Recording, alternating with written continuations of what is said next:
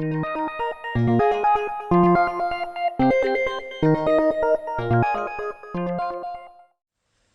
today's video, I'm going to show you a money-saving tip. I'm going to show you how you can make your own rosin flux pen for around $3 each, and it'll also be refillable. Now, the ones you see for sale online usually retail between $7 and $12 a piece, and I'm going to show you how you can make your own flux pen for around $3 a piece, and it will be refillable as well. Now, to make your own flux pen, you're going to need liquid rosin flux. In this case, this is Kester 186 flux. You could use any flux that you desire. And you're also going to need a fluorescent marking pen, a highlighter, like you see here. Now, you can use an old one, or you can go to your local dollar store and pick one up as well. This I had laying around, and it just so happened to have a nice way to open up the end. Now, some of them may be glued, so you may have to get a razor and cut it clean through. Ideally, you want to find one that has a plug on the end that you can remove, like you see here. Once the plug has been removed, inside is going to be a long sponge, and it's going to be saturated with the highlighter ink. Now, that ink is generally water-based, at least all the ones I have tested. So what you're going to do is you're going to bang the pen like this.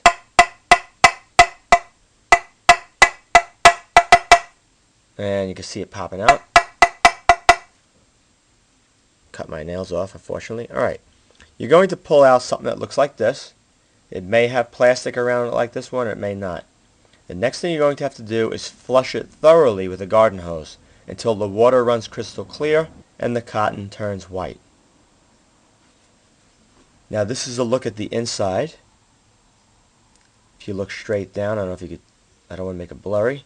Hopefully you can see that. Right at the bottom there's a spot where this right here makes contact with to transfer the liquid to the tip. Now, the tip that I have here is a really nice one. It's like a chisel point.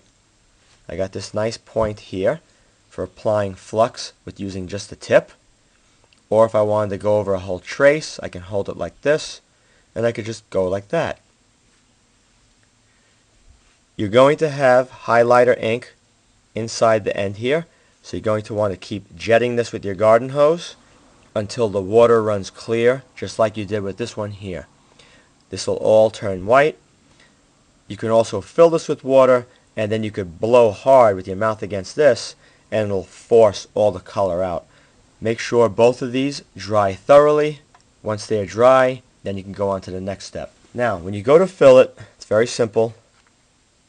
You're going to want to saturate this entire cotton sponge with the plastic around it. And in the bottom there's a little bit of cotton material which ties into this tip.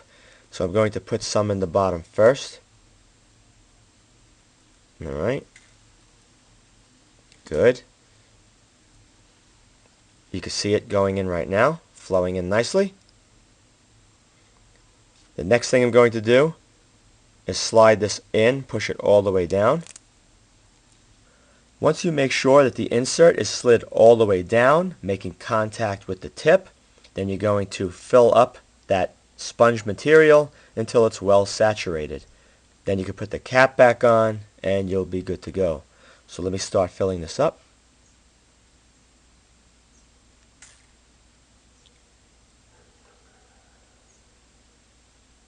Now, keep in mind, when you buy these, you're only getting around 10 ml.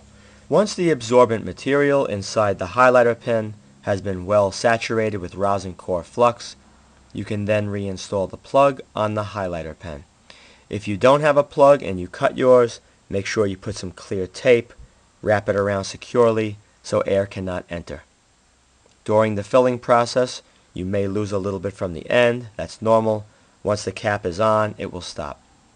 Once it's completed, you're going to have this nice rosin flux pen like you see here. It's all ready to go. Now when you want to apply flux to a board, it's very clean. You don't have any puddling, pooling. Just rub it down the last line. That's all you need is that thin film. The solder should flow very nicely.